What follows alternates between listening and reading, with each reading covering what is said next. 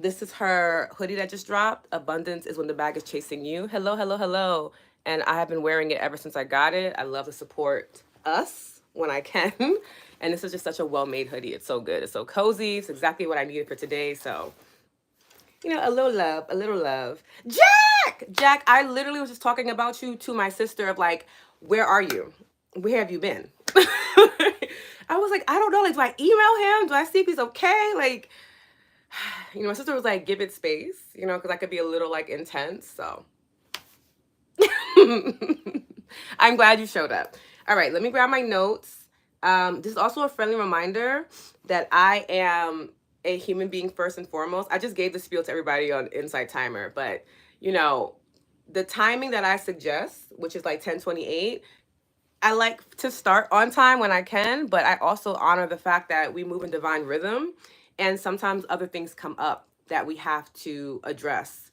And that can throw you a little off course, but you show up when you show up and you show up well. And I do firmly believe in that. So if anybody was like upset about the timing not being on time, always take that time to take care of yourself, to focus in back on you, to stay hydrated, because you probably aren't hydrated, and take care of yourself as opposed to judging somebody for how they are showing up, because there's better things for you to do with your time and energy, right? You know what, Kathy? That's a good question. I'm going to write it in an upcoming email. I would like to come on in the evening. I finish with my clients around like, I usually get back home around 7:30. So I was thinking about doing something around like 8:30 to 9:30 p.m. Uh, yeah, I would like to do evening classes, especially because in this season, the morning I need the morning a bit more to center myself. So thank you for asking that question. Let me say hi to everybody. Deb, hello. Zawadi, hello. Feather, Jude, Rachel, Aisha, Sia. My gosh, my heart. I'm going over everybody's name again, like I didn't just see it in like my heart. Jack, Kathy, I'm working, not supposed to be. Well, be here as long as you can. And remember that all other summer, hello, hello, hi everybody on IG. Remember that all the classes are recorded. So even if you can't hop on live with me at the time that I'm live, you can still catch the recordings. Okay? Like you can still tap in. That's why I set everything up to record so that y'all have access to this, because I think it's important. All right? Okay. Oh, it's okay. It's okay. We all have our moments. Yeah, right, Rachel. Here's been hidden in our thoughts. Yes, yes, yes. You've still been in the energy, in the frequency, if you will. Okay, I'm pulling up our notes on devotion today, which is always so much fun. I'm on YouTube. Is this on IG too? It is on IG too. Yeah, yeah. I just put it on for IG. Of course, as soon as I want to log in and get my notes, they tell me that I'm no longer logged in. We love moments like this. But yeah, I also was sick. I had like the stomach flu for the past couple of days. It's like my second day feeling like a human being again. So that was fun. Thoroughly enjoyed that.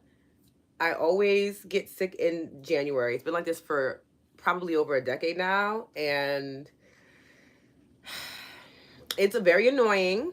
But at the same time, I look at it as a time to reset and almost like an energetic purge as well, because ultimately that really is what it is. And it has helped me to just kind of stay on track with my goals when it comes to eating well, eating food that is going to be nourishing to my mind, body, and spirit, and not just eating because something tastes really good, or because it's, more accessible. So, a good old stomach virus will do that to you. It'll keep you locked in to what really matters when it comes to your health. And that's exactly what I was experiencing. It was a fun time. I thoroughly did not enjoy myself at all. My niece had to come and check in on me. So funny. She's an interesting nurse. I don't think that should be her profession. I think she's built for different things, but she was, she was concerned. And then it was like, okay, you're throwing up. This is gross. I wish you well. Let me know when you're better so we can hang out. And honestly, I get it.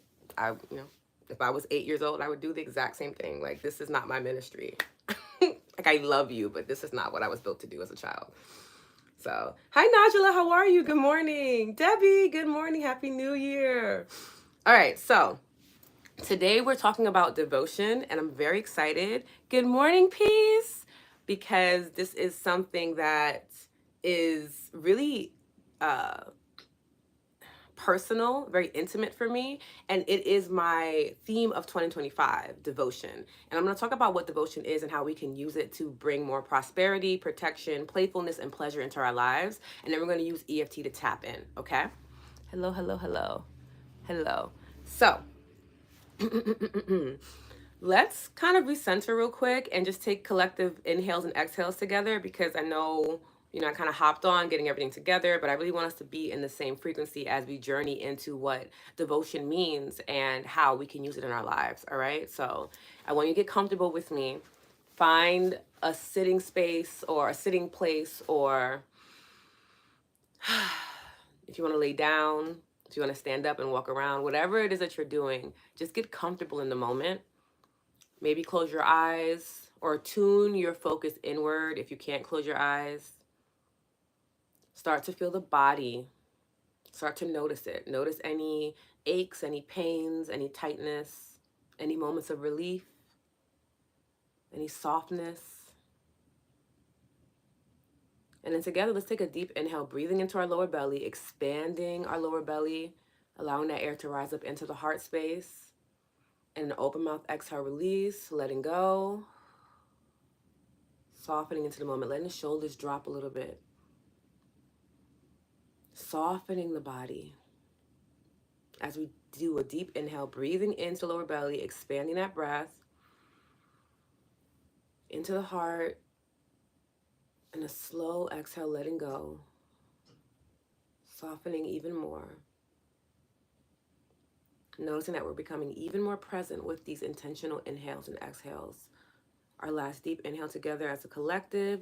Breathe into lower belly, expand that breath to the lower back. Let it rise into the heart space. And then open mouth, exhale, release.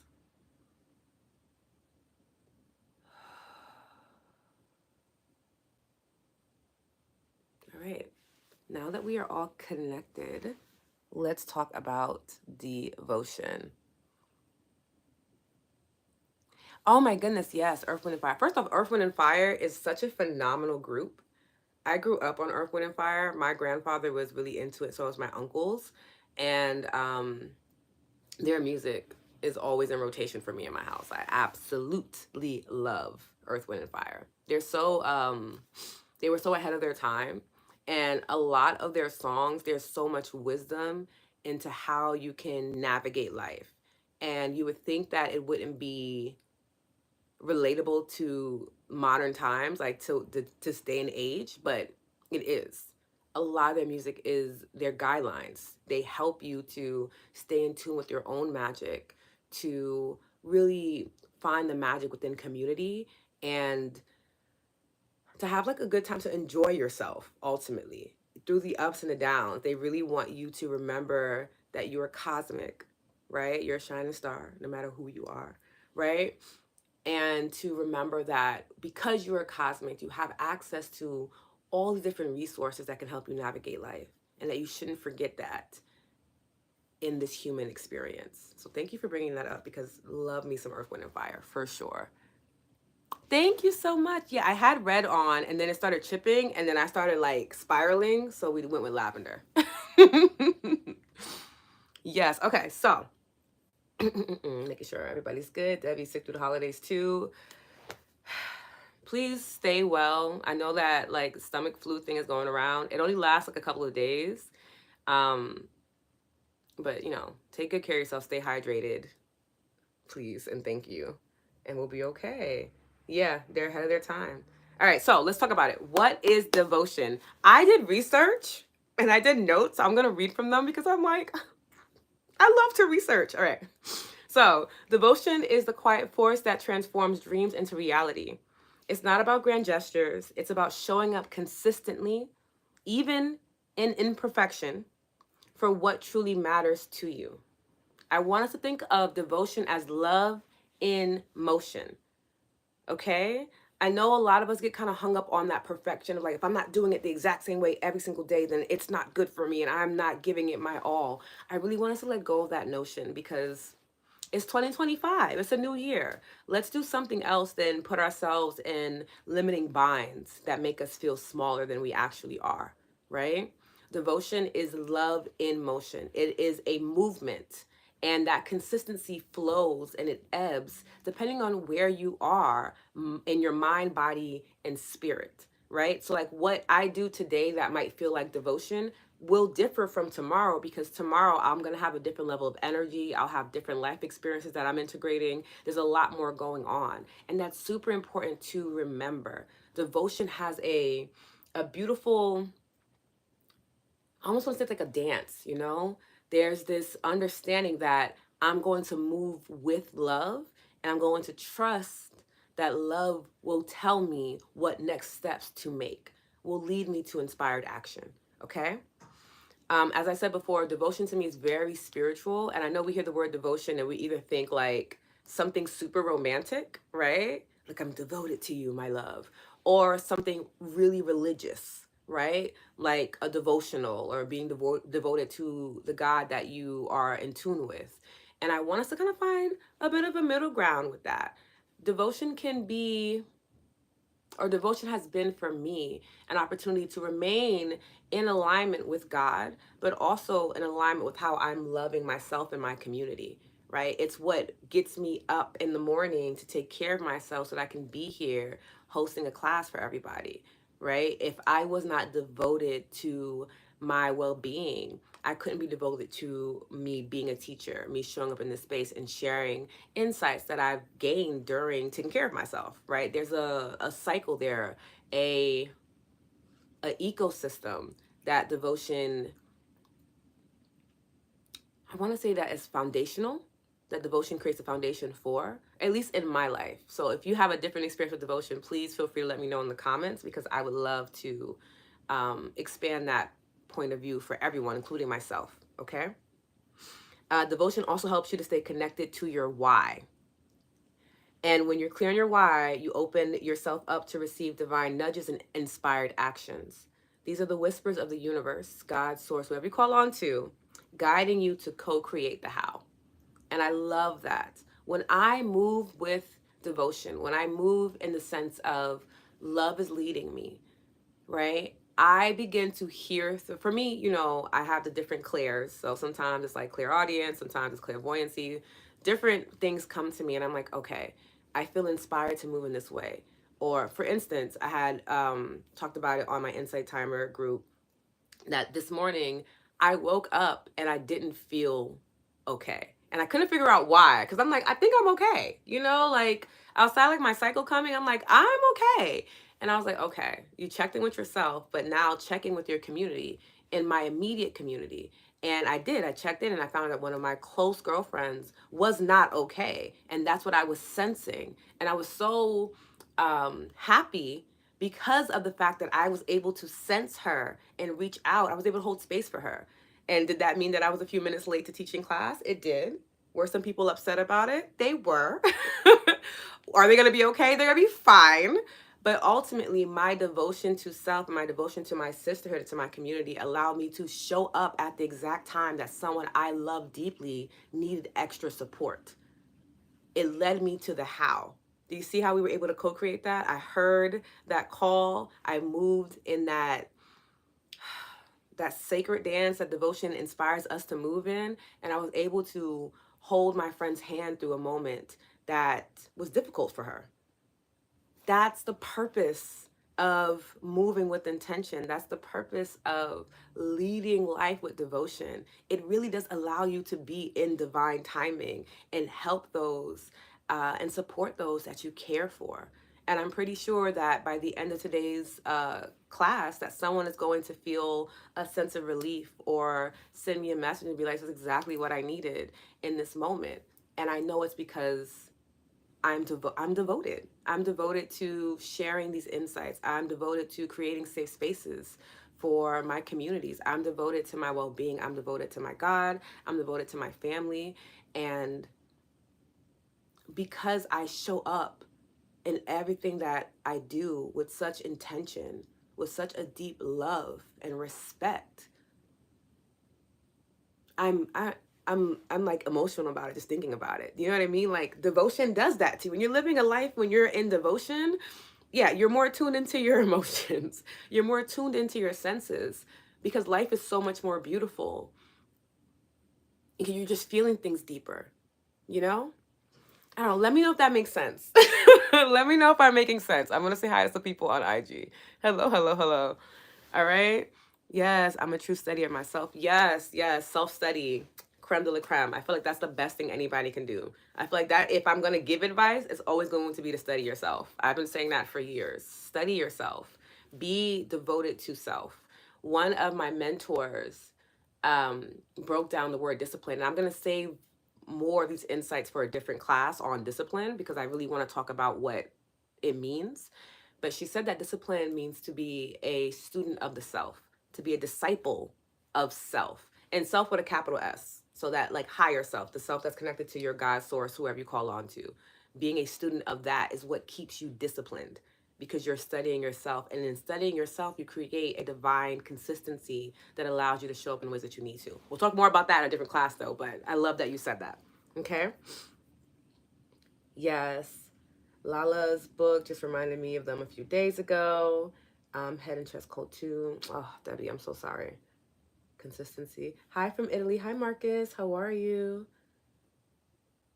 Oh, yeah, Debbie. How are you feeling now, though? Are you feeling better? Yes. Thank you, Kathy. Rhythm. Yes. Devotion puts you in divine rhythm. Thank you, Kathy. I needed that word. You knew I was missing it too. Thank you. It puts you in a rhythm with God, with Source, whoever you call on to. And it just feels so good. It's such a freeing feeling.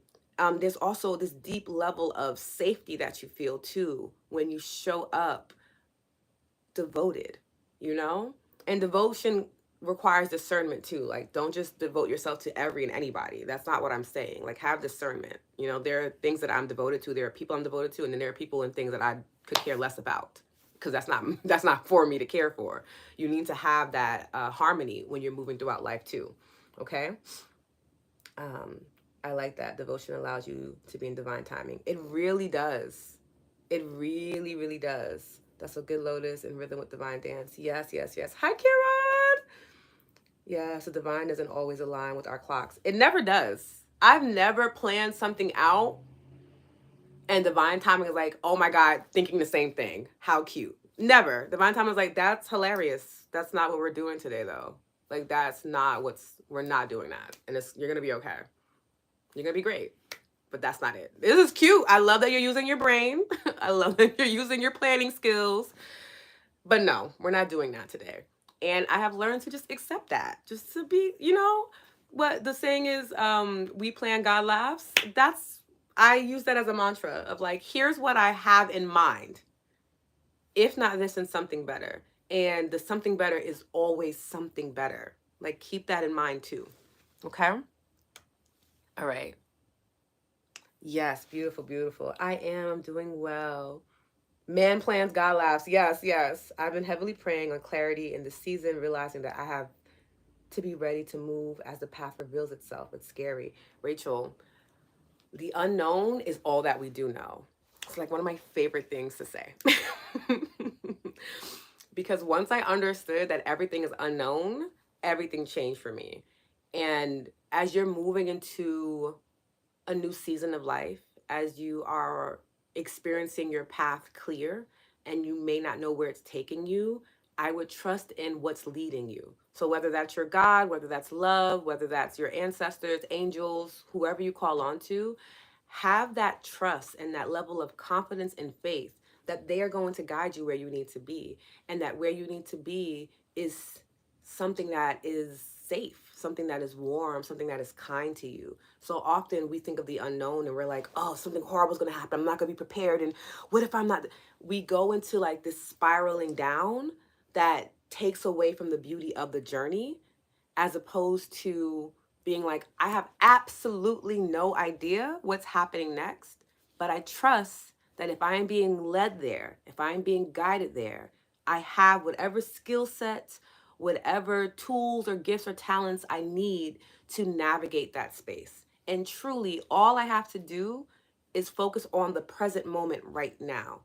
And then the next present moment, and then the next present moment. That's a lot easier to do than trying to jump ahead a few days, weeks, months, years, and then getting overwhelmed because all of that is unknown. You can plan to be a fashion designer by next year, and then life can give you an experience that removes you from that path completely, and now you're a nurse in Guatemala and you're just like, how did I get here? So the goal is to trust that the unknown is still safe for you, that the unknown is still going to care for you and nurture you, even if you don't know what to expect from it. I am always choosing to expect the best as opposed to preparing for the worst. Because every time I've prepared for the worst, I've been prepared for the worst. But I've also experienced the worst.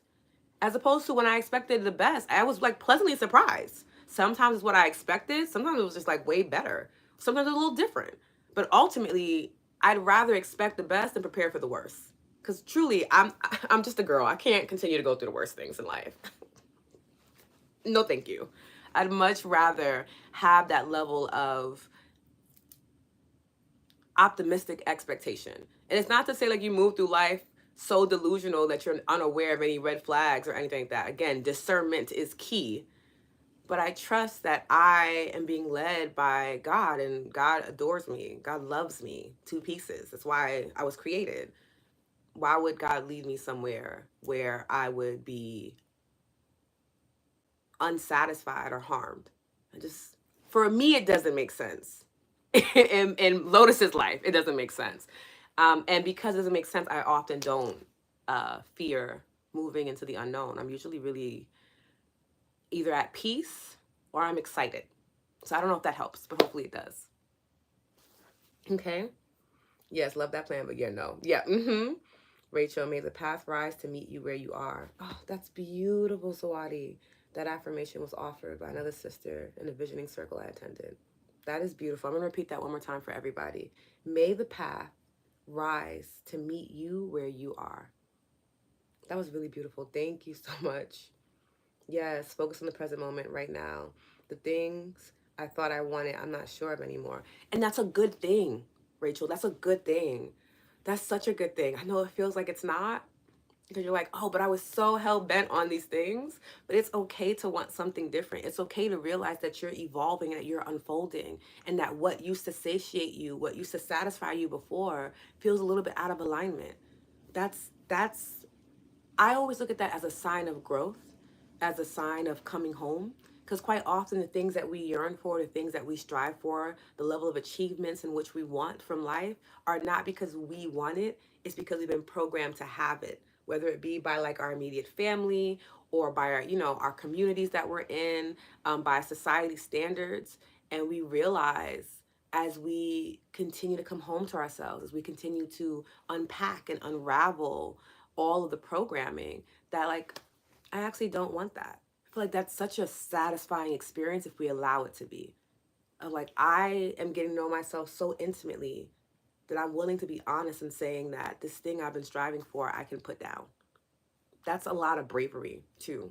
That requires a lot of courage, and the fact that you're even proposing that question to yourself is a big deal. So I want to like take time to celebrate that because that's amazing. That is amazing. Especially if it's something that you feel like you are supposed to be doing and you're just like, I don't want to anymore. There's so much freedom in that act. And in this moment, you are inviting in your own personal liberation. That's wonderful, even if it feels a little scary. Okay? I'm not in the know, but I'm in the flow. We are dropping gems today, and I love this for us. Yes, discernment is what I'm seeking and asking for in 2025. I love that. Yes, Michelle, thank you. I needed to hear that. Summer star, a. Yes, I'm not in the know, but I'm in the flow. Yes, just got my 10/10 reminder on my calendar for Lotus Tapping Group. I love this. Okay, beautiful. So I've given you a brief understanding of devotion.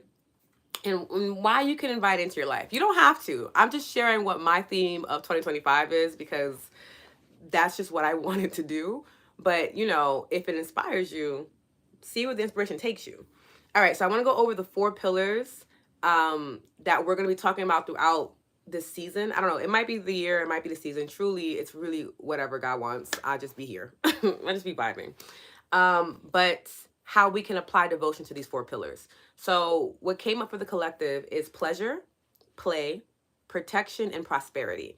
So, in some way, shape, or form, most of these classes and these gatherings are going to be around those 4 things. And today I'm going to show you how devotion can amplify these 4 aspects of your life so that you can have a fuller experience in this year and beyond. Okay. Hello, everybody. Hi, hi, hi. Okay. Oh, I didn't mean to do that. There we go. All right. First and foremost, pleasure.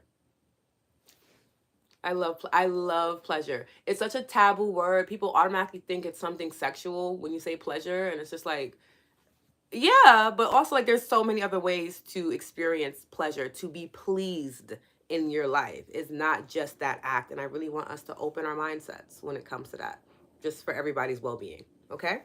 So, devotion to pleasure is about choosing what feels good simply because it feels good. Pleasure isn't about being productive. It's about reconnecting with what nourishes your spirit and makes you feel alive. Just doing it because it feels good. When is the last time that you've done that? That you just did something because it felt good, not because it revved you up to go and be the best person or whatever title is that you're carrying, not because it allowed you to be more productive, simply because the end result is that it felt good. That was it. If you know the last time, put it in the chat. If you don't remember your last time, I want you to explore that in this upcoming week of what can I do simply for the act of pleasure. Very important. Hey, babe. It's super, super, super, super important, right? Pleasure is what we need to feel alive. Without pleasure, really, life just feels heavy and like a drag. And like, why are we here? Why are we even doing this? I want you to lean into that. And I want to share some ways in which you can experience pleasure just to get the mind going, okay? This could look like savoring your favorite tea, which I was doing this morning. It was so good. I was just like, I make the best teas. It was such a good feeling. Dancing freely, soaking in a nice bath, simply taking time to enjoy the beauty in your surroundings. Tapping into that beauty is going to expand your mindset in such a wonderful way. I'm always talking about the power of beauty because we as a society have a very warped understanding of it. And I really hope that the work that I do through teaching, through writing, will help us redefine that. Because when you really have a healthy relationship to beauty, life is just so much more pleasurable. And beauty is not just in like makeup, it's not just in hair, it's not the outwardly things. It's also just the way it feels like when you get a really good hug. That's beauty, right? Or when you see like a couple together and they're holding hands or being super cute and you're just like, oh, this made me feel really good, you're experiencing beauty. Or watching a flower in the breeze, that is also beauty. Beauty is an expression of God's love. That simple is super simple, very easy. And when you can understand that and you start to look through that lens at life, it's so good. It's just, it's so fulfilling. And I really want that for all of us, okay? Let me check in. Yes, yes, yes. Lighting a candle and getting into a bathtub. Yes, Michelle. I love that. Kelly, hi, Kelly. You jumped in right on time. I'm so happy you're here. Oh, make sure my little lion heart's happy. Hi, Logan. See, that's beautiful too. Taking care of others is very beautiful. Pleasure principle, Miss Jackson, if you nasty. I know that's right, Summer. Yes. Yes, yes, yes. Jennifer, hi. Yes, joining Insight Timer and being part of these lives while drinking tea and gazing out the window at the sky. That sounds absolutely pleasurable. I love that. I'm like right there with you, Jennifer. Hugs are the best. They really are. They feel so good. Pleasure is peace and calm, being still. Yes, yes. Pleasure is like a quiet morning. I don't know if y'all are into that, but when I wake up in the morning, it's just quiet. I'm just like, oh, this feels so good. Yes, yes, yes. Sonia, spontaneous swim in the ocean. That sounds pleasurable. Yes. Najla, I love to dance. I've been listening to music and dancing while I cook. That's pleasure. Pleasure is something that is accessible to all of us if we allow ourselves to have that access, right? Keep that in mind. When you are devoted to pleasure, you're prioritizing your joy. Did you notice how everything everyone mentioned, their examples, brought a smile to your face or made you be like, oh my God, yeah, I would love that? You're prioritizing joy when we are devoted to pleasure. You're giving yourself permission to receive, to feel good, and to let that good feeling ripple throughout every part of your life. This is how we build on our frequency. This is how we allow ourselves to have a beautiful day and a beautiful week and a beautiful month and a beautiful life ultimately. When you are seeking out these pleasurable moments, they add to that frequency of feeling good. And remember, we're designed to feel good. We're not designed to feel bad. We're designed to feel good. That's why when we feel good, time is suspended. We're so present in the moment when we feel good because that's what we're designed to do. That's what the body's for. It's like an antenna for that. So when you're leaning into that and you're living in that moment of pleasure, not holding on to it, not suffocating it, okay? We are meant to ebb and flow. But even when you're ebbing, you'll have these moments to hold on to and be like, oh man, okay, life is a little rough right now. But I do remember that one time that I saw the rose bloom and it was beautiful. And it eases that moment of ebbing. It makes it more tolerable, right? It inspires you. It reminds you that you're going to get to a beautiful part again. That's what pleasure does for us. That's what being devoted to pleasure does for us, okay? Hello, hello. Hi, sissy. All right. You see if that makes sense. All truth. Okay, I'm very excited. This is all making sense. Realize how damn lucky we are at times. Yeah, yeah, yeah, yeah. Yes, yes to realizing that you're a lucky person. Because, oof, sometimes I'll be forgetting. And then when I remember, I'm like, life is good.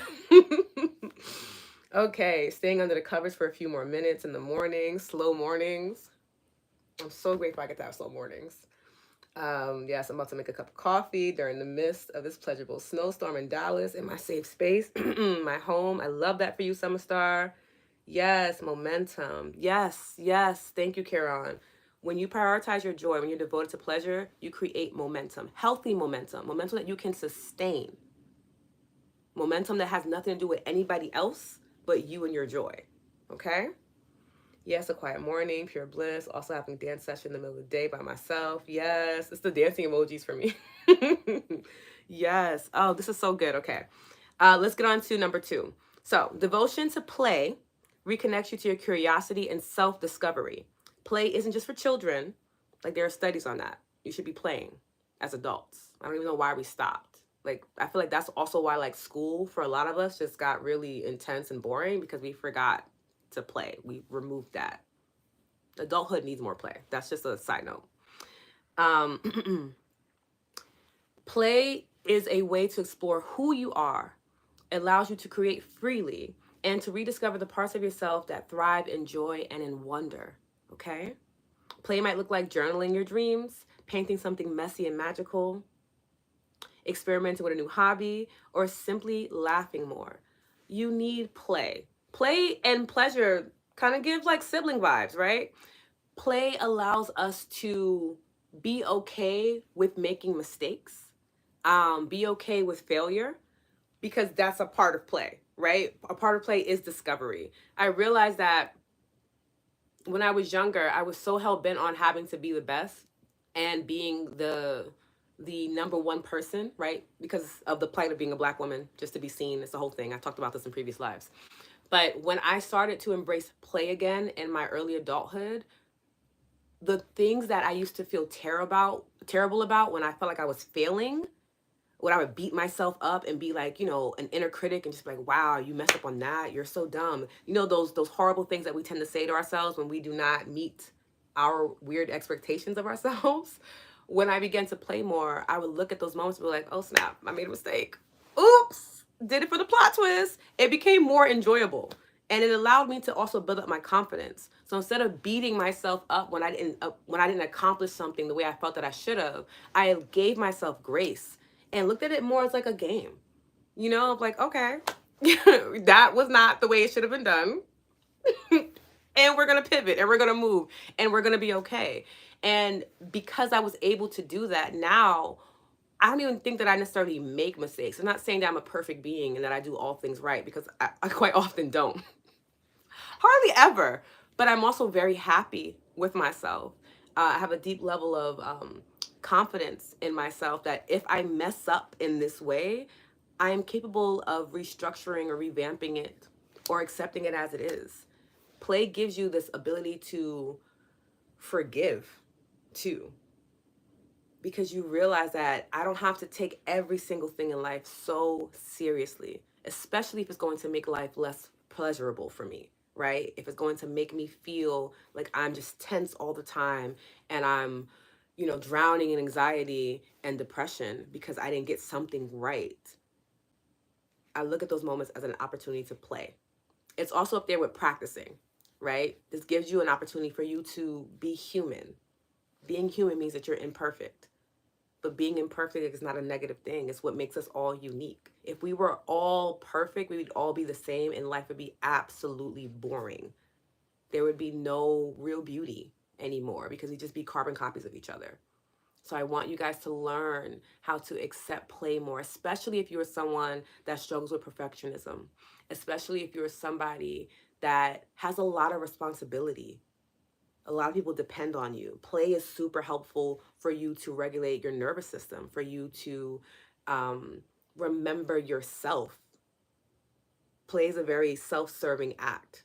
And it's also a great way for you to tap into your creativity. That's why we love to watch children play, because they're just using their imaginations in like the most wild of ways. But there's a level of innovation there that inspires us of like, oh, wow, I didn't look at it that way. You get to remember that you have this amazing super tool, which is your imagination, and that you can really use that to help you solve problems in life, to help you get through heavier moments where you feel like life is too much. Use your imagination, use that ability to play to guide you to a more joyful way of living. Okay, let me know if that makes sense.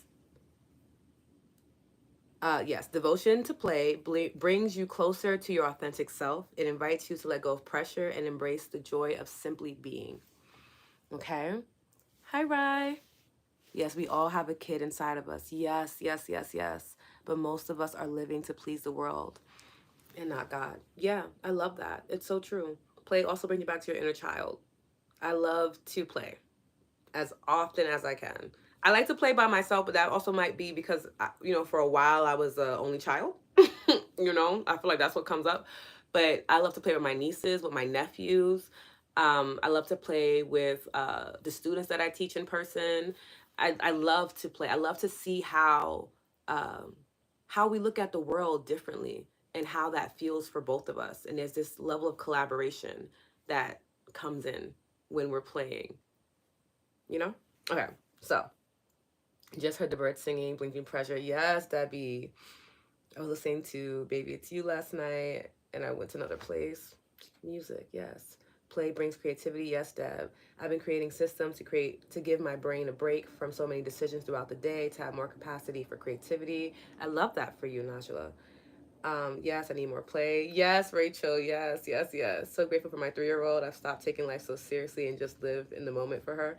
Shawnee, that's amazing. I feel like the ultimate reality check is when a child looks at you and it's like, you look sad. You know?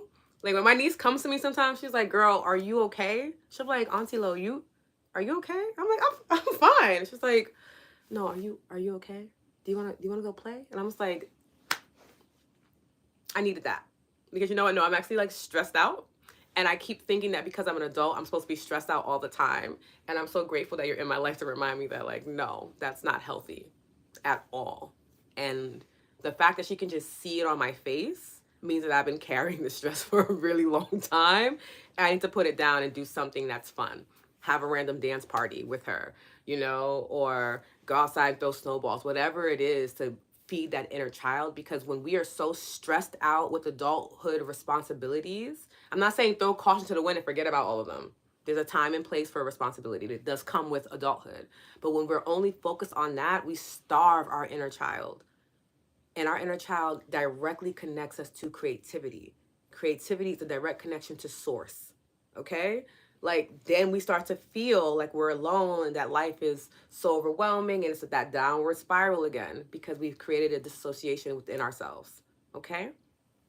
Okay, beautiful. Yes. Yes, playing with dogs and cats. I love to play with dogs. I feel like cats, they play differently. And I don't know if it's for me. I'm just like, dogs are like, I want to play with you all the time. Cats are like, my idea of play is torture. So, I give cats their space. I watch them from a distance. But like puppies, yeah, totally into. Yes, the day I stopped beating myself up was the day my daughter stopped asking if I was okay. Kids be knowing all the time. They know all the time. Bless her little gem. Yes, yes, yes. Yes. You know what, Summer Star? Thank you. I hope that I'm a good aunt. They tell me I am, but they could also be like, I don't want to tell her that she's not a good aunt, and then she like loses her shit. So I like to think I'm a good aunt. I'll keep you guys posted. She's getting she's gaining more confidence as she gets older. So we'll see. We'll see. All right. The third thing is prosperity. Devotion to prosperity means aligning your time and energy with what brings abundance, not just financially, but abundance in peace, fulfillment, and meaningful opportunities. This could look like prioritizing projects that excite you, creating rituals for success, or even letting go of what no longer serves you. When you are devoted to yourself, when you devote yourself to prosperity, you're saying, I am worthy of abundance in all forms. Devotion here builds the foundation for a life that feels rich, not just in material ways, but in your heart and in your soul. Being devoted to prosperity, man, it really it really puts you in a different mindset because a lot of us are devoted to a broke mentality, a poverty mindset. We don't even realize it. We don't even realize it, but we're talking about it all the time and what I don't have, like I can't wait one day I'll have this. Like we don't even realize that we're doing this to ourselves, that we're devoted to something that we do not want. But when you say I'm going to be devoted to prosperity, it changes how you move. It gives you this level of confidence. It really makes you question the decisions that you're making. Is this allowing me to be prosperous? Me telling myself that I'm too broke to go here is not me being devoted to prosperity, right? Me telling myself that I don't have the time to do this thing that I know would nourish my soul is not me being devoted to prosperity. What am I choosing to be devoted to instead? Because the truth is, devotion is happening all the time. I just want us to have some North Stars to look at, to see. I'd rather us as a collective be devoted to things like prosperity and play and pleasure as opposed to the alternatives, the things that make us feel like we're small or insignificant, the things that disconnect us from our divinity, that make us feel like we are not supposed to be here, right? So when you start to move in that understanding of prosperity being abundance in all forms, it also makes you feel like you're worthy of having financial abundance, which many of us feel like we have to earn, that we just don't naturally deserve to have. And it's why a lot of us are struggling with bringing in more money, bringing in more income, right? It also allows us to remember that we get to have abundance in love. It inspires us to have healthy relationships, which ultimately mean we have to have a healthy relationship with ourselves, with our source, right? Abundance in all forms. We all deserve that. We also all have access to that. It really is more of a mindset than it is anything else. And I know we get tired of like coaches and life coaches like, oh, it's a mindset, shift your mindset. But it really does come down to what are you constantly telling yourself every single day, and what you're thinking every single day is creating your reality every single day. What if you woke up one day and said, today I'm going to be devoted to prosperity? And God, source, universe, angels, whoever you call on to, show me, guide me so that I can stay devoted to prosperity. And I wonder what type of day you would have. I encourage us to try that out. And please let me know. You can DM me, you can send me an email, let me know on Substack. What would it look like? And what did it look like that day for you when you decided to be devoted to prosperity? Or you gave yourself a season to be devoted to prosperity. How much of your life would shift? if you are constantly checking in and seeing, am I moving in love when it comes to my understanding of abundance? Or am I moving in lack when it comes to my understanding of abundance? So anyone that's really struggling financially, anyone that's really struggling with experiencing healthy love, experiencing health, right? Because abundance is also good health as well. Check in, because a healthy body is prosperity. A healthy mind is prosperity. Okay?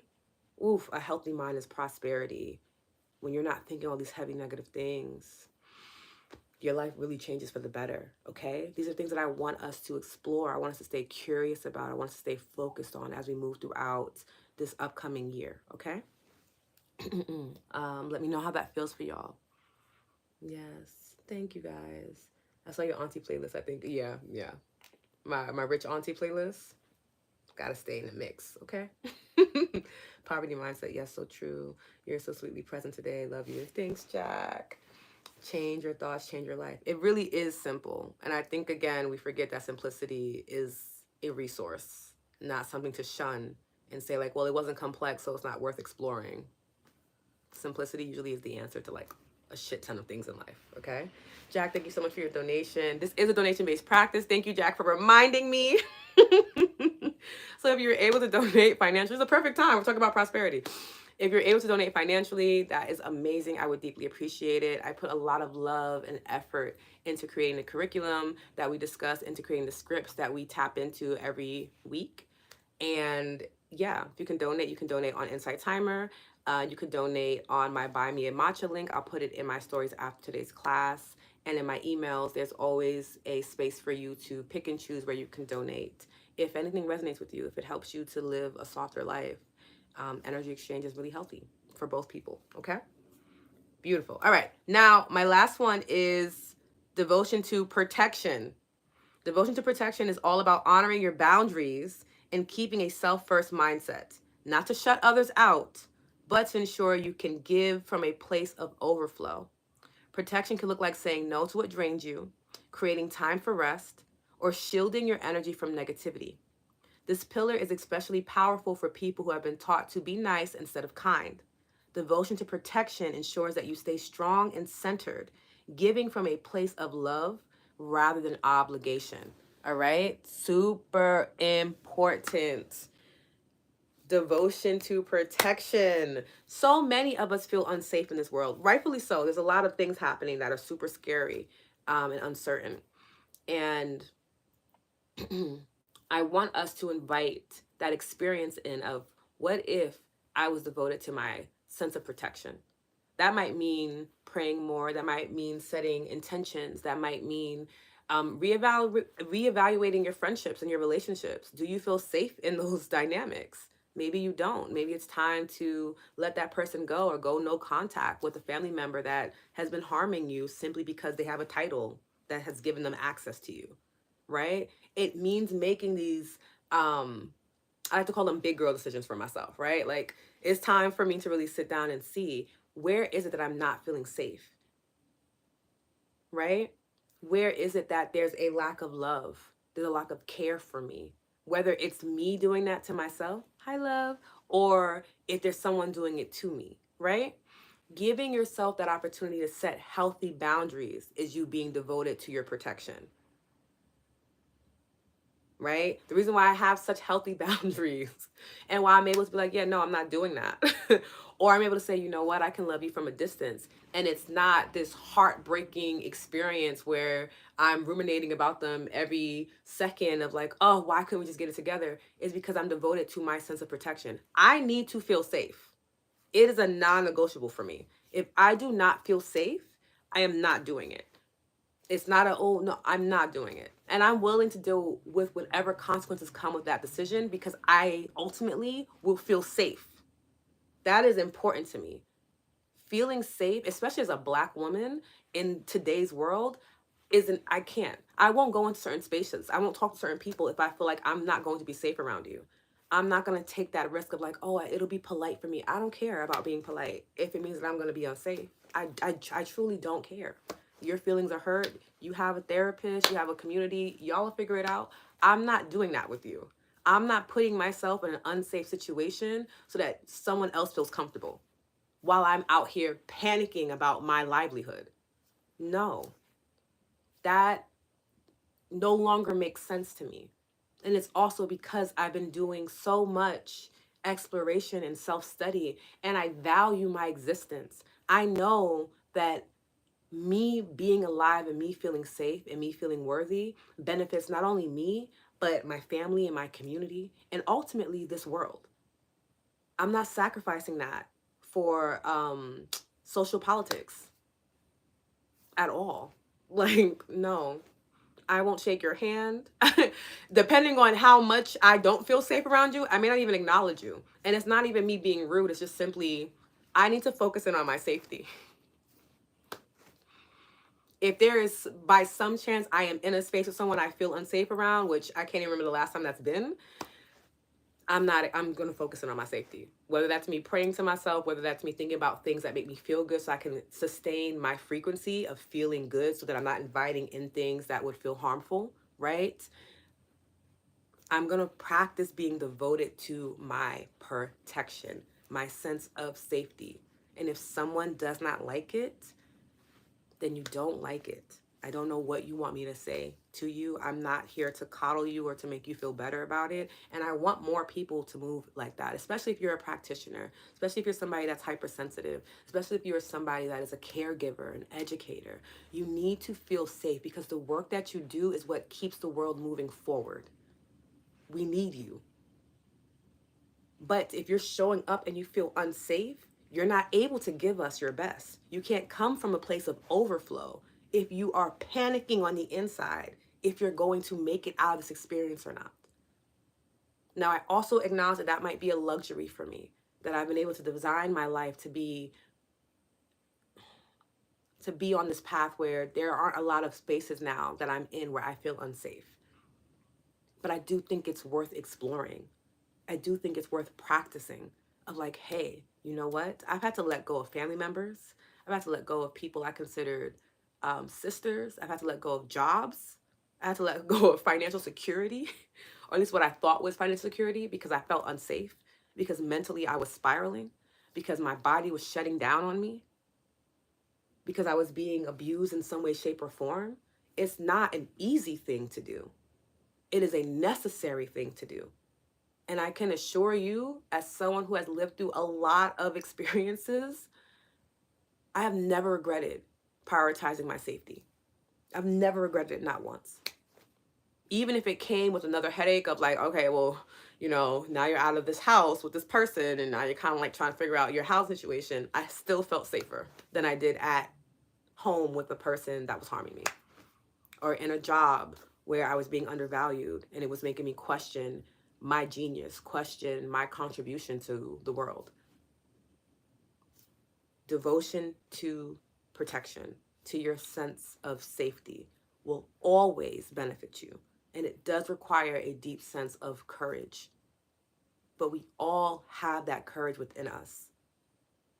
It just simply means exploring it more, getting more familiar with it, becoming a bit more unapologetic, a bit more unbothered.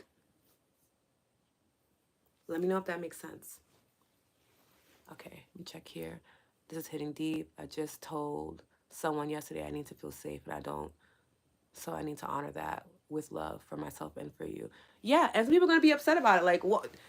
You know, I've had someone tell me that they didn't feel safe around me, and that broke my fucking heart. It hurt me. When I say I was just like, you don't feel safe with me, it hurt. It felt like somebody punched me in my chest.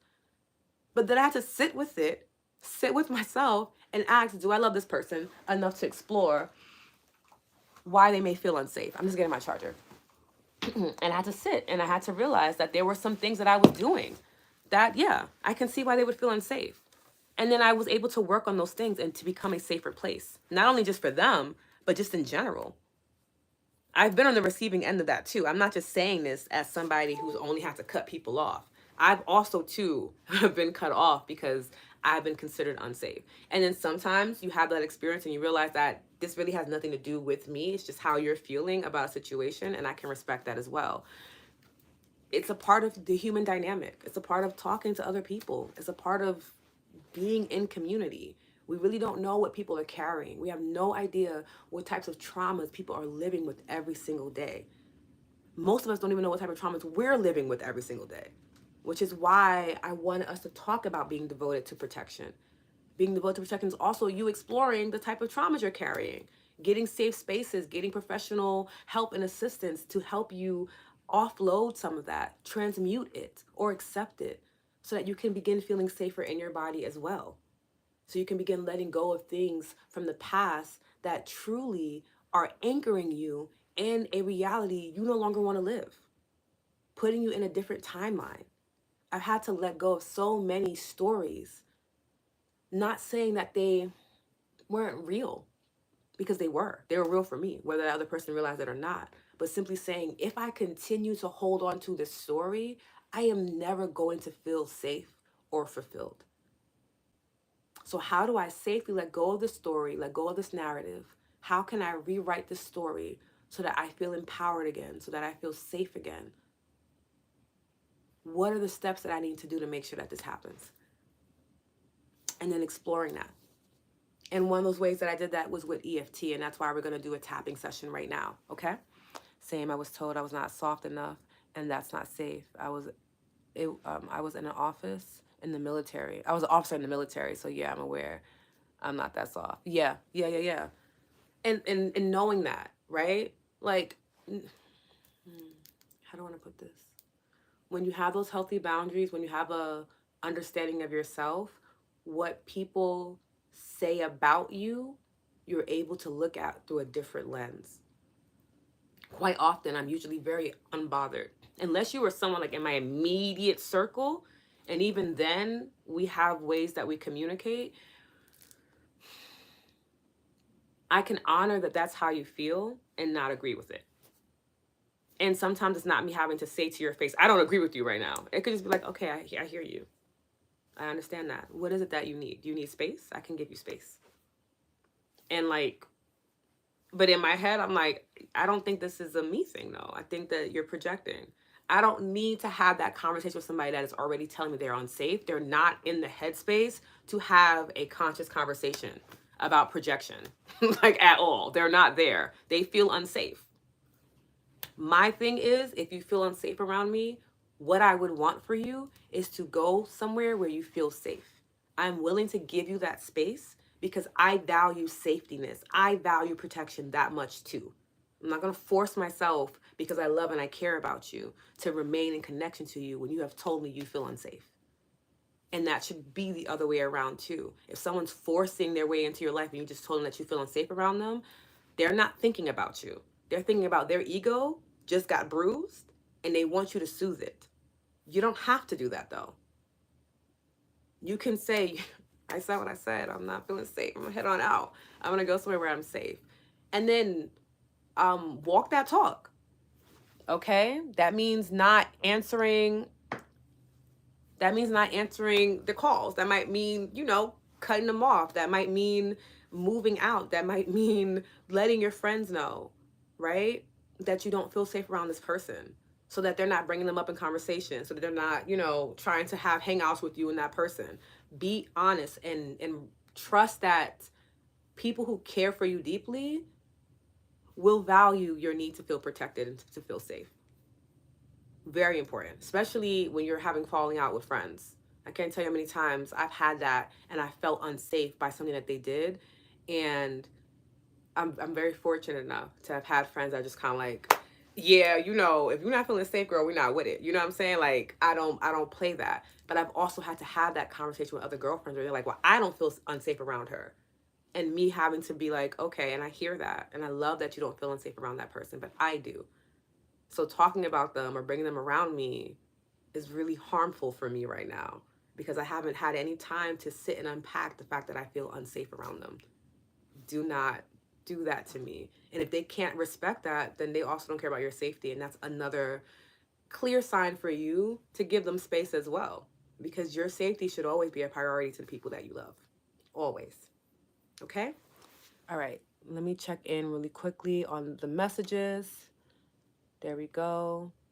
Oh, also too, Tammy, I'm sorry you even have to have the experience of someone telling you that you're not soft enough. Like, but I'm hoping that you took time out to just be with yourself and to take care of yourself. Because not everybody deserves your softness either. Like, that's a whole other thing. Okay. I just love you. I love you too, Rye. Your words are always so warm and insightful. So glad I was able to join today. Thank you so much, sissy. Okay, let's see. Self first mindset, giving from love instead of obligation. Super important. Sia just shared a great idea. Sia, where was your great idea? I didn't see it. Did I miss it? Put you on my YouTube for smart TV. Oh my goodness, yes. Kelly, hey, I was listening to another live and they were talking on the same topic. Needless today, I'm dealing with something really tough. Mom transitioning with Alzheimer's. Oh, Kelly, I'm sending you my love. I know that is hard. I have a girlfriend whose mom is journeying through that, and it requires a lot of attention and care, making me really evaluate my life moving forward. Yes, people don't get access simply because of a title. They don't. They don't. They really don't. And I stand down on that when I say that. I, your title does not give you access to me. Um, yes, yes, this is my constant challenge. I'm working on it. And allow yourself to journey with it, Rachel. Allow yourself to journey with it. Needed to feel safe. Too much of life did not, especially as a child. Yeah. Something about financial safety. Yeah. Always worried about money, even as a small child. Trying to change this mindset. And it takes time, Debbie. Hopefully today's session will bring some sense of relief or at least plant a seed to help you build on as you go through this year, okay? Yes, yes, yes, yes. Yeah. Never regret prioritizing my safety. Yes. I had to keep. Yeah, yeah, yeah, yeah, yeah. Many of us go through that too. When you are an empath, when you are a teacher, when you are a divine, what do you call them? Indigo child, rainbow child, right? You have this, you're here to shift the world forward. Childhood is usually like really intense and really rough. Um, we can talk about that in a different, I would want to give more time to explain my thought process on that. And I don't have the time to give that right now. But we will talk more about that this year for sure. Yes, I often question if I truly feel safe. Yeah, ask yourself those questions. You know, you could tell too by your body. Like if you're like tensed up every time you're in a space or around somebody, you probably don't feel safe. Whether it's that I don't feel safe to really be myself, right? It's not just physical harm. It's not just like mental abuse or verbal abuse. It could also be like I don't feel safe showing you that I'm a weirdo, right? Or show these are things to talk about. Like I'm a very quirky person. you know, I also have like a dark sense of humor. I need to feel safe around people to be able to say that and they're not thinking like there's something wrong with me, or thinking that like I'm insensitive or whatever. You need spaces to feel safe like that. Ideally, I would love for every space to allow me to feel safe like that.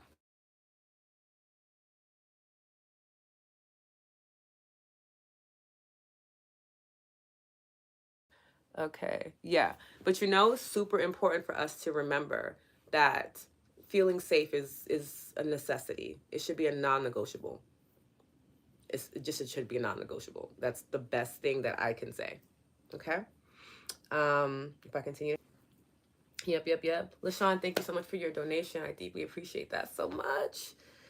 Oh my goodness. Yes, I'm so happy Jack invited you. Welcome to the fam.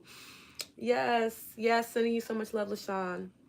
Someone told me, oh, Debbie, that's intense. I'm not going to repeat it just for, it could be very triggering for other people. Yeah, but that's horrible that somebody would say something like that to you. Yeah, they probably were projecting. Yeah, yeah, yeah. For me, it was about that sensitive, same conversation. Yeah, yeah.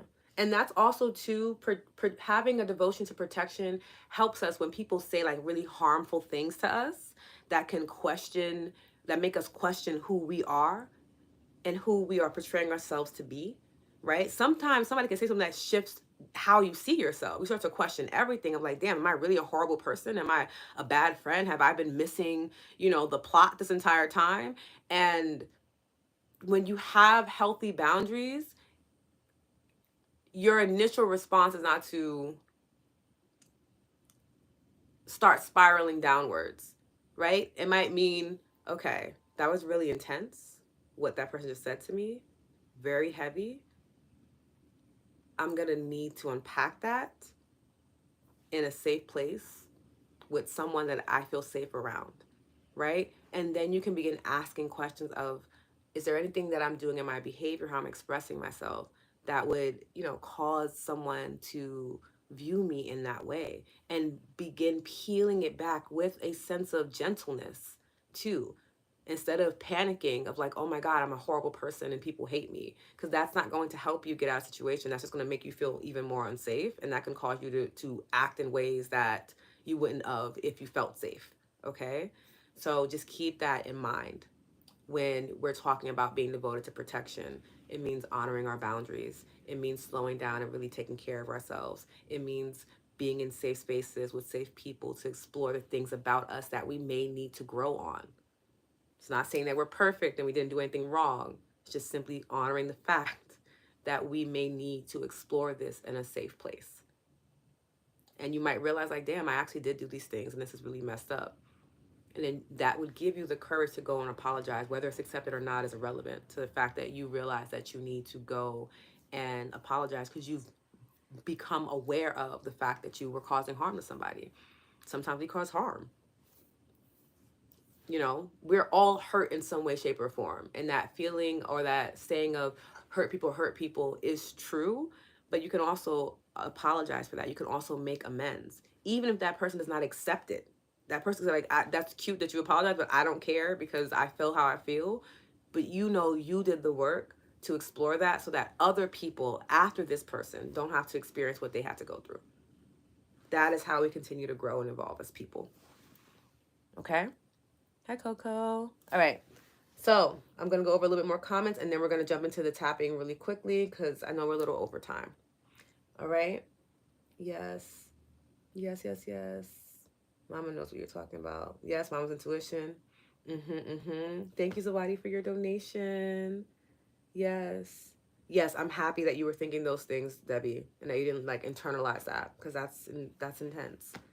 Yes, I'm surely quirked out. Yeah. I'm a weirdo, but I often say that. I'm always surprised when people are like, "What?" I'm like, "Yeah, yeah. These things don't hurt my feelings." Like I made a thread about that the other day of like, I'm really okay with myself. Like I've sat with my darkness, the weird things, the unsavory things about me. There's really nothing you could point out in my life that would make me feel shame. I lived through it. It was crazy. It was a wild time. Definitely wasn't the best choice I could have made. Yet here I am, growing and learning and healing. So that's really important too. You need to be able to have to be comfortable with your darkness. That's how you remain unbothered. That's how you allow yourself to have this unwavering confidence, and you need that in this world because people are always trying to humble you, especially as a Black woman. Always trying to humble you. I don't know what the fascination is. I can never really understand it, but they really are often always trying to be like, you belong here. And it's just like, who told you that? That's crazy, dog. I don't feel that way. That's wild. What? I'm not doing that. You're not. No. You don't mean enough to me to humble me. So there's that, Also, too, having that sense of devotion to protection means that you might be mean to other people, and that's also okay. I am definitely a mean person. I often say this all the time. I'm very kind. I'm also very loving. I'm very nurturing. But I am not the person that you would want to test at all. Like, we could just be cool. We could just be friends, or you could just not like me, and that's also cool too. Like, I'm not gonna be like, why don't you like me? You need to like me. I need to be liked. I'm cool with that. I'm not everybody's cup of matcha tea, and I'm okay with that. Don't try to project it onto me though, because depending on the mood that I'm in, you're gonna experience something that could be life-changing for you. That just depends on what you want. You know what I'm saying? But I'm still from New York City. I'm still a girl. Like, not too much. All right, let's get into EFT. We're doing 3 rounds, 1 negative round, 2 positive rounds. If you haven't done EFT with me before, do not worry. Oh, Najla, thank you so much for your donation. Thank you, thank you, thank you. Also, thank y'all for being so patient. We're really active today, so I'm getting comments from each platform, and I want to make sure that everybody's being honored, okay? So I really appreciate you for being with me. It also makes the conversation so much richer, right? Yes, yes. Going into our own darkness, it brings freedom. Yeah. Like yes, yes, it does. I'm an unbothered human being. I love that about me too. Um, yes, 100%. Only told a counselor. Um, yeah, like to apologize, but I'm too afraid. Yeah, if you can apologize, apologize. If you feel afraid to apologize, I will continue to work on that with your counselor until you feel strong enough to do that, because you're probably fearing the rejection of the apology. It's not the action of apologizing, it's what comes after the apology, and that's normal. That makes sense, you know. Society's always pressing down. Yeah, they always trying us. And I'm just like, I don't know why I would ever try black whoop. It never makes sense to me. It's like, do you understand what we have gone through as a collective of people? Do you think we're gonna let you play in our faces?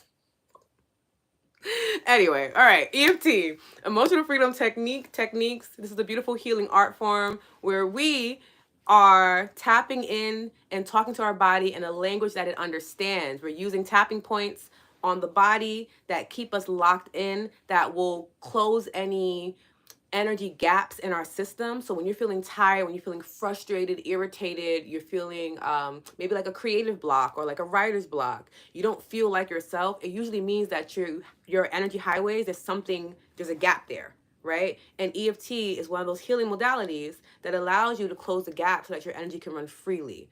Energy is in motion.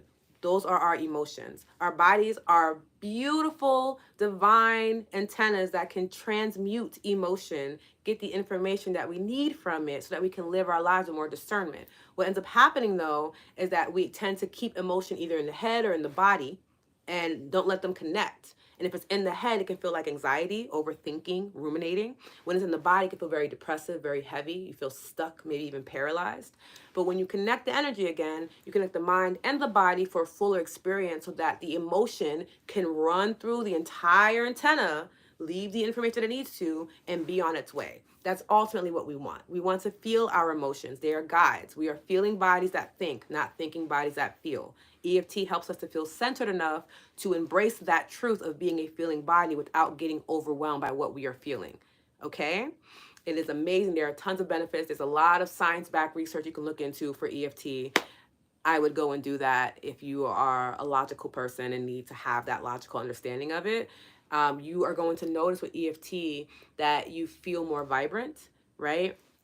You'll notice that you are able to really allow your emotions to be what they are, emotional freedom, right? So that might mean that when you're tapping, you're yawning, you're belching, you could be tearing up, you might actually cry, you might release some tension in the body. These are all just signs that those energy gaps are closing, okay? The energy highways that we have, the meridians within us, they're all closing those gaps, and you're able to let your energy run the way that it needs to run. All good signs, okay? If you notice that you've tapped and nothing has happened, it just means that you're a bit more disconnected from your body than you realize. That's not a negative thing. A lot of people disconnect from their bodies, especially people who have a high pain tolerance. That is usually a sign. Just keep tapping. Keep tapping, stay hydrated, do more somatic practices, and you'll be able to feel your body a bit more, okay? Okay, let's go over the 10 tapping points we'll be using today. I'm doing 10 because I want to include the heart tapping point because we're talking about devotion and it just made sense. So we have the side of hand, which is between our pinky knuckle bone, our wrist bone on either side. It does not matter, okay? Where my tattoo is, we will lightly tap here. We're lightly tapping. We're not. Some people like to really go hard. I don't see that that's necessary, but like you do you. You do what feels good for you, okay? We'll be tapping here. Then we have the top of the head where the crown chakra would be. We have to start the brow on either side. Trace that brow bone to the side of the eye. You'll still feel your ocular bone here. You'll tap here. Underneath the eye, you would tap here on the ocular bone, not the soft part, the bone. Okay, y'all? Hi, Marvin. Hi, Marvin. Okay. Underneath the nose, above the top lip. Crease of the chin. Feel for your collarbone. A fun way I love to do this, because I have my hoodie on today, you can link your thumbs together, right, where your nails are on the outside. Link your thumbs together, place your thumbs in the center, and then wherever your fingertips falls where your collarbone points are, they're right under the collarbone. You could tap on either side. And then where your thumbs are is your heart point. So I love to do this. It just also looks really cool, very fun, very playful. Then we have our heart point. Then you would trace underneath your arm to the end of your armpit. If you wear a bra, be where your bra strap is, and you would tap there. Okay, those are the 10 tapping points. You don't have to remember this at all because you just have to watch me. That's it. I just wanted to show you what they look like when we're tapping, okay? If you are someone that has tapped before and has felt really like overwhelmed, because it's like, you know, we're electric bodies, so it feels like a light switch comes on when you tap and you really tune back into your body, I'm going to show you other ways to tap. So the traditional ways to lightly tap: one finger, two fingers, all the fingers. You can pulse, keeping your hand to the body. You can rub. You can hover, not touching the body at all. And for those that are super duper sensitive, you can just focus in and on that point in your mind and imagine yourself tapping there. Especially if you're someone who has limited mobility, that helps too. You have to just be really focused in order for that to really benefit you. But they all work the exact same way.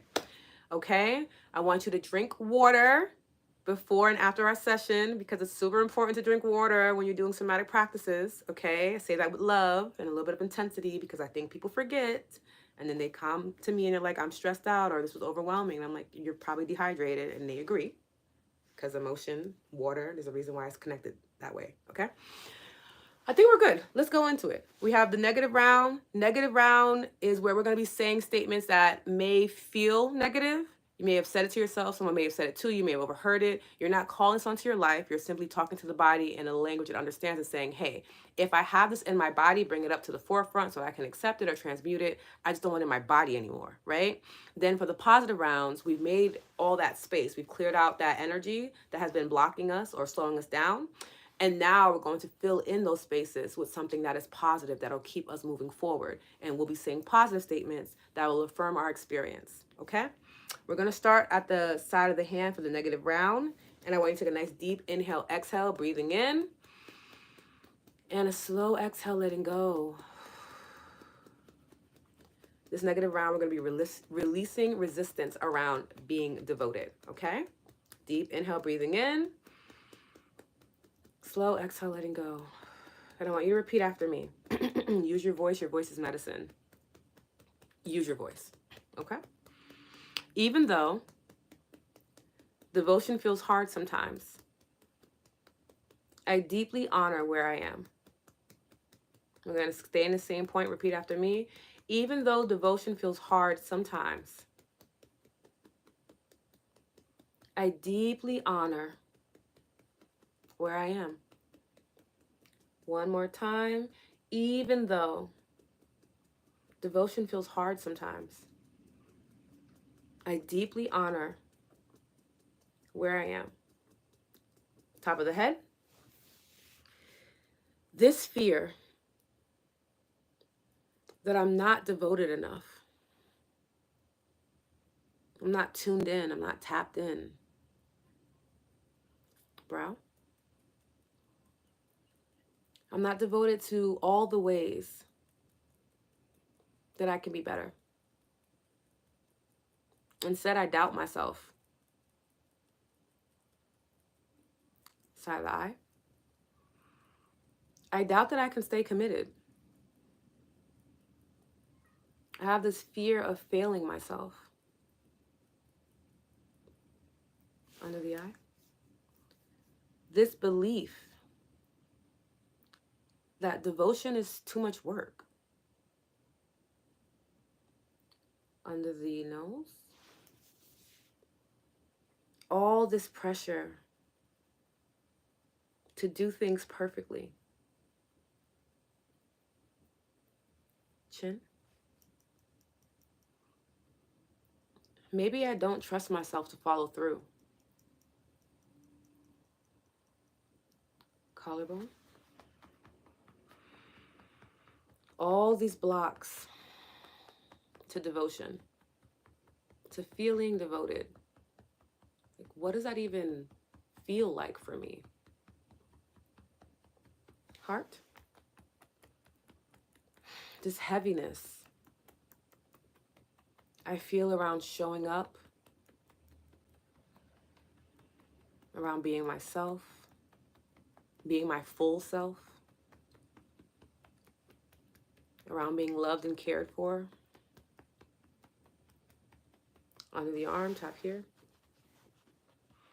I'm ready to release these fears. I'm ready to release them now and make space for the beauty of the unknown. Make space for a deep devotion. Beautiful. Deep inhale, breathing in. You can drop your hands to your lap. Slow exhale, release. Just notice how you feel. You might feel a tingling sensation. You might notice that your energy has dropped a little bit because we went through a negative round. That's not a weird side effect. It happens. You might notice that you are feeling okay. You feel good about this. These are all just ways that your body's communicating to you. You don't have to take it to heart, but you do need to tune in and listen to it, okay? And now we're going to go into our positive rounds. We're going to begin at the side of the hand. Take a nice deep inhale, breathing in. Slow exhale, letting go. Repeat after me. Even though devotion felt hard before, even foreign, I'm opening up to a new way of living. Top of the head. I am devoted to what lights me up. That's so beautiful. Let's say that one more time. I am devoted to what lights me up. Brow. And I trust myself to show up with love, to let my devotion,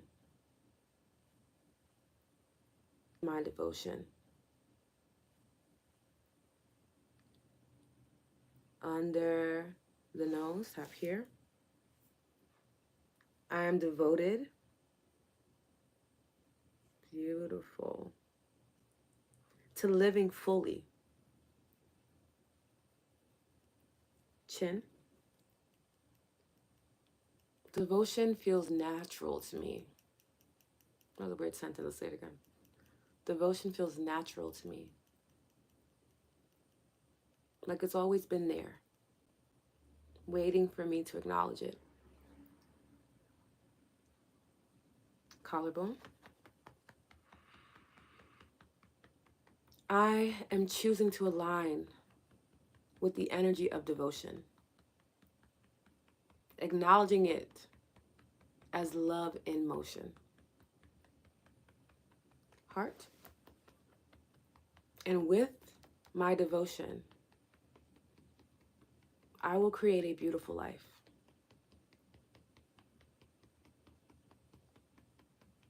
One that moves me, that inspires me, that cares for me.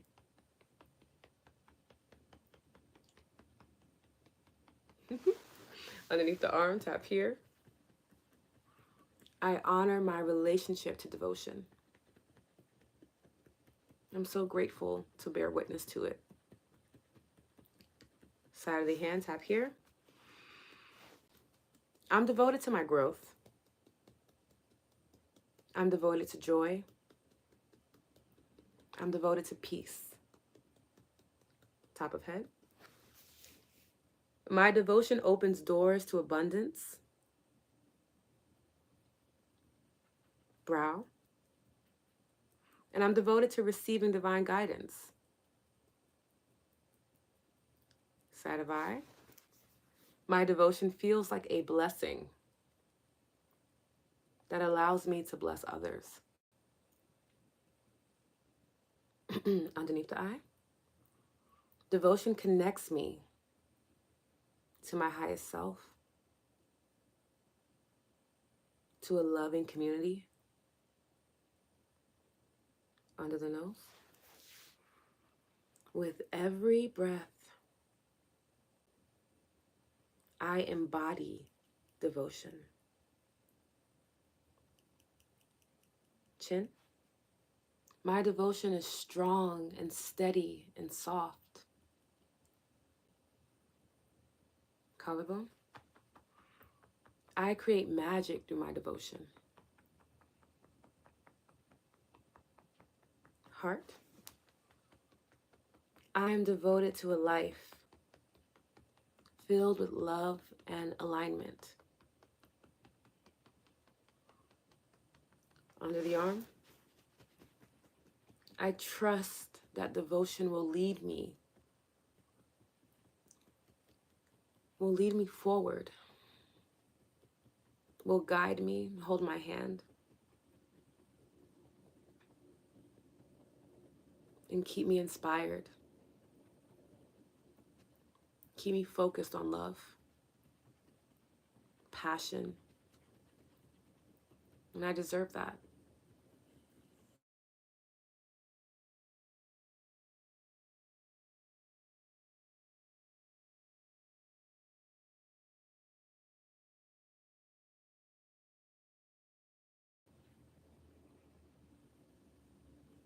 And open your eyes, come back to the space, and let me know how you are feeling.